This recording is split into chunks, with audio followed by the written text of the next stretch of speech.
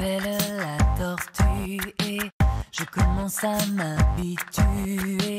Peut-être pour mon dos courbé, pour ma bouche. Et vous nous emmenez ce matin à Monaco, non pas découvrir le soleil et le beau temps printanier, mais le musée océanographique avec un nouveau centre de soins, effectivement, pour les tortues marines. Exactement, les tortues marines, ce sont des espèces absolument formidables. Elles ont quand même réussi à survivre à l'extinction des dinosaures. Elles sont apparues sur Terre bien avant les hommes. Et figurez-vous que malgré cette résistance extrêmement forte, eh bien aujourd'hui, elles sont plus que jamais menacées. On en trouve 7 espèces différentes sur l'ensemble des mers et des océans, 3 espèces en Méditerranée.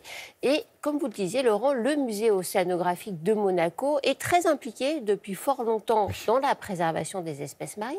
Et là, ils viennent de créer un centre de soins pour ces espèces marines. Il s'appelle le Centre monégasque de soins des espèces marines. C'est important parce que ça leur permet de passer un cap après avoir fait et continuer à faire de la pédagogie avec des expositions, avec beaucoup d'informations délivrées au public. Et bien là, ils passent dans l'action, puisque l'objectif de ce centre de soins, c'est de pouvoir récupérer des tortues marines et d'autres espèces marines qui auront pu être récupérées par des pêcheurs, par des plaisanciers ou tout simplement par des utilisateurs de nos plages. Et ils vont soigner ces espèces et les remettre à l'eau à chaque fois que ce sera possible.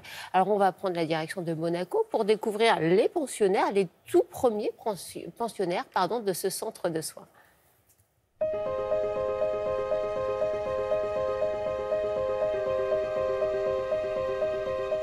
Il n'y a aujourd'hui plus que cette espèce de tortue dans les océans. Nous constatons que depuis 30, 40, 50 ans, leurs populations sont en train de diminuer. Grâce à son nouveau centre de soins, le musée océanographique de Monaco devient ainsi un acteur de terrain dans la préservation des espèces marines. Olivier nous fait découvrir l'une de ses premières pensionnaires. On va nourrir la tortue kawan qui est ici. En fait, c'est une des 3 espèces qu'on peut rencontrer en Méditerranée. Elle a quel âge celle-ci à peu près? Alors celle-ci, elle a 8 ans. Elle fait une 60aine de kilos. Et donc, on la nourrit 2 fois par semaine. Elle a bon appétit.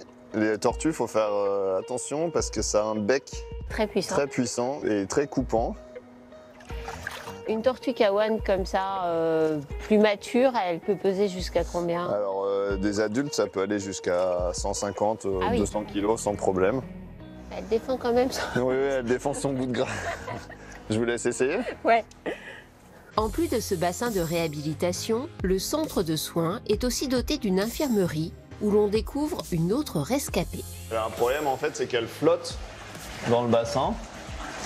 Et donc avec les vétérinaires là, on pense qu'elle a un problème au niveau des voies respiratoires. Donc en fait, on lui fait un traitement, comme c'est des animaux qui respirent à l'air libre, on lui fait un traitement par aérosol dans la petite cuve. D'accord. Tu veux que je t'aide ou pas? Bon, faut faire attention parce que ça mord très fort. C'est pour ça que je mets des gants un peu spéciaux. Hop, voilà, vous pouvez baisser, on va la poser. Les tortues, on les attrape toujours comme ça. Ouais. Il faut vraiment faire attention de ne pas se faire mordre. Hop.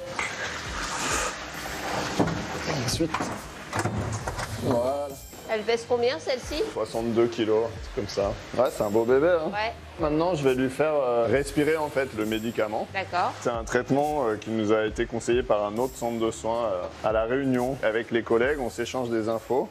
Les tortues que vous récupérez dans les centres de soins, elles souffrent de quel type de pathologie généralement? En général, elles ont soit été percutées par un bateau, donc elles ont des traces d'hélice ou elles ont des membres abîmés par les bateaux. Ça peut être de l'ingestion de débris ou de plastique. Donc ça provoque en fait une obstruction du système digestif qui fait qu'elles n'arrivent plus à s'alimenter et qu'elles finissent par s'affaiblir. Et ensuite, ça peut être aussi des tortues qui sont soit prises par des pêcheurs, de manière accidentelle évidemment, soit emmêlées dans des filets abandonnés ou des cordes. Voilà. Donc ça, c'est les 3 menaces principales en fait dans la région. À chaque fois que cela sera possible, les tortues recueillies ici seront remises en liberté. Oh, elles ont de très très belles installations, c'est pas mal l'hôtel pour elles. C'est pas mal, effectivement. Mais on y ferait bien un petit séjour.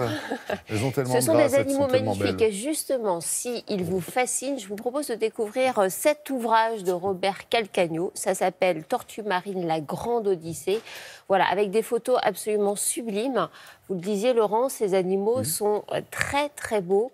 Quand on les voit nager, c'est un spectacle... Des couleurs étonnantes. Vous dites 70 kilos, c'est une masse comme ça à terre, entre les mains. Oui. Et alors, dans l'eau, c'est magnifique. c'est juste C'est très élégant. Ouais. Voilà, comme vous, mesdames. Oh là là, Merci le pour vos compliment sourires du maître. de si bonne heure. Merci, Natacha.